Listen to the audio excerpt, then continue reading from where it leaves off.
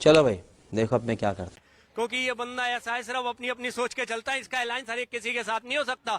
ये सिंगल ऐसा मैन है जो होता है ना, वन मैन शो दिखाने वाला। ये बात तो मोदी जी के बारे में भी लोग कहते हैं। लोग भाई मोदी जी का कहते हैं, मोदी जी ने करके भी दिखाया।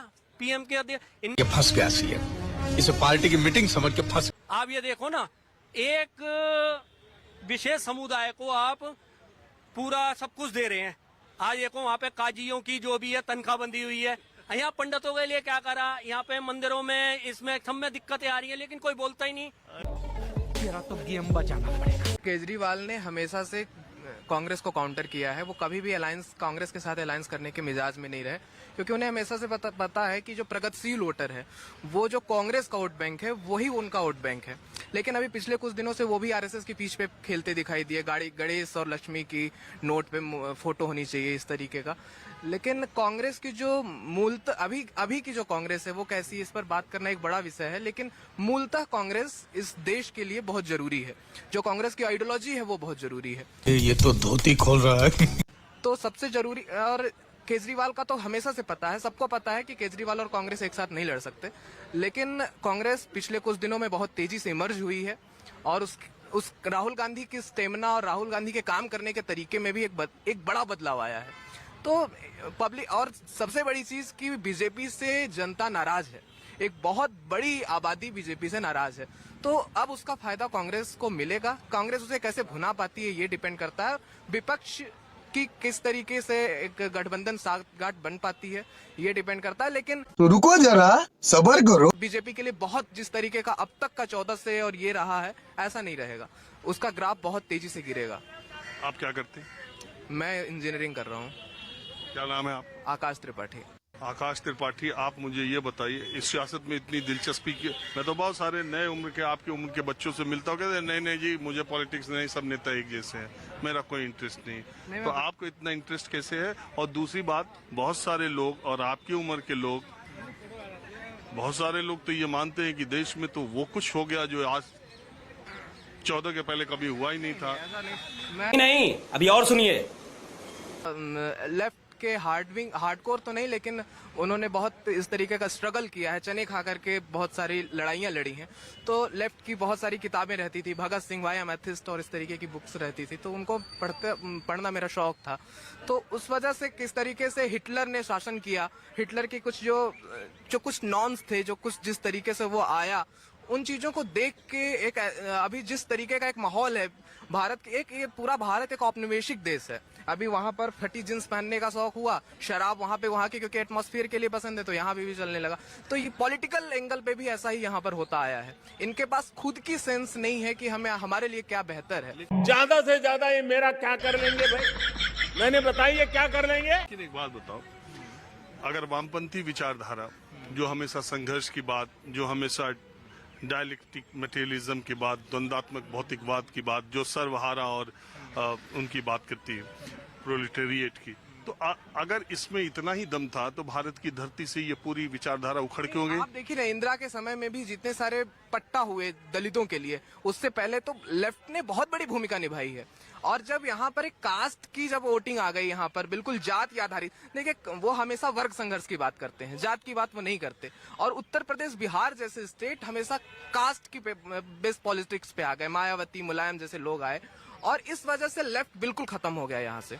और जहां भी रहा वहां पर तो क्या क्या चीजें रही, वहां के टर्म्स कंडीशन। बंगाल में इतने दिन रहा, खत्म हो गया। और बंगाल में वही नहीं खत्म हुआ, उसने बंगाल को, कलकत्ता को भी ये आरोप लगता है कि उसने एक अच्छे इंडस्ट्रियल मतलब कैपिटल को जो खत्म कर दिया। बिल्कुल सही बात है। ये देखिए एक पॉलिटिकल पूरा मार्क्स एक थियरी है, उन्होंने एक दर्शन दिया। जैसे राम राज्य की बात करते हैं, अब ये कह रहे हैं कि मैं इसको इम्प्लीमेंट कर रहा हूँ, लेकिन एक राम राज्य जो है एक आदर्श व्यवस्था है। इसे अभी मजा आएगा। यूटोपिया मान लीजिए। हमारा मानना है कि इस एक स्ट्रगल चलना चाहिए, सरकारों से सवाल पूछे जाने चाहिए। आपसे बात करके अच्छा लगा। कोई एक इंजीनियरिंग का स्टूडेंट अगर मार्क्सवाद, मैं आपको बहुत सुनता हूँ, मुझे भी बहुत अच्छा लगता है। और मेन स्ट्रीम मीडिया जिस तरीके से बिल्कुल खत्म हो गया है, आपको मैं जरूर शो देखता हूँ। मेरे कई सारे दोस्त हैं, हम लोग हॉस्टल में बैठ के जरूर आपके प्रोग्राम देखते हैं। नहीं, अभी और सुनिए। हालांकि वो एक पूरा का पूरा वर्ग जो है बताइए, जैसे कहना चाहिए ब्लाइंड फेथ में चल रहा है कि पता नहीं क्या होने वाला है, क्या हो जाएगा। आज तक तो हुआ नहीं, 8 साल में क्या हुआ है 10 साल के अंदर। अब आगे क्या हुआ, क्या क्यों है आप कह रहे हैं ब्लाइंड फेथ क्यों है लोग?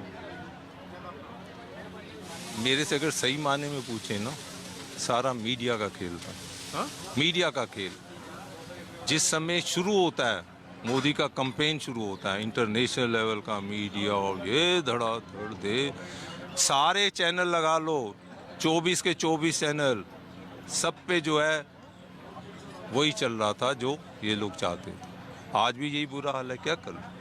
सज्जन को क्या तकलीफ है भाई? आप बताओ, आप खुद मीडिया से जुड़े हुए हो, कहीं भी मीडिया सीट दिला रहा है, इलेक्शन जिता रहा है, मीडिया की जनता। टेम्पो क्रिएट कर दिया।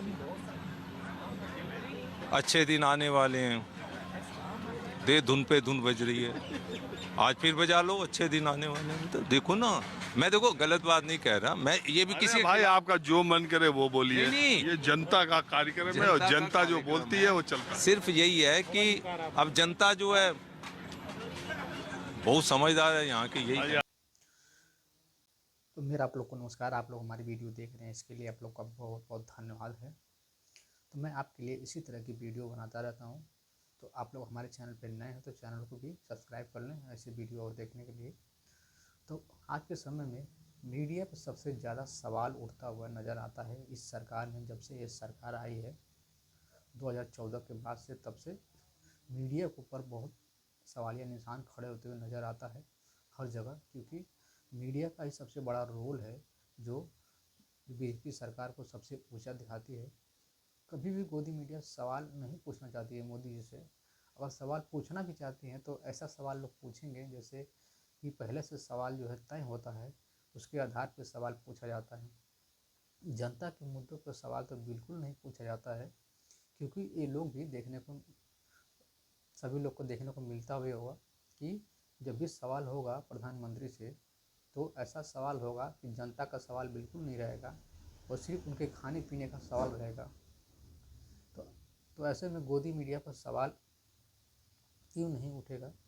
जब सरकार से सवाल जब नहीं कोई पूछेगा मीडिया, हमारे लोकतंत्र में चौथा स्तंभ मीडिया को माना जाता है। तो मीडिया जब ऐसे करे, जो देखे भी होंगे राहुल गांधी का किस तरह से जो उनका पैदल यात्रा थी करने के बाद से जगह जगह पे उनका जो है सबसे ज़्यादा पॉपुलरिटी उनका बढ़ी है। और जो है 2024 के चुनाव में आप लोग देख भी लिए होंगे कि उनके इस कदम से कितना असर पड़ा था, जो है मोदी जी के कितनी सीटें घट गई थी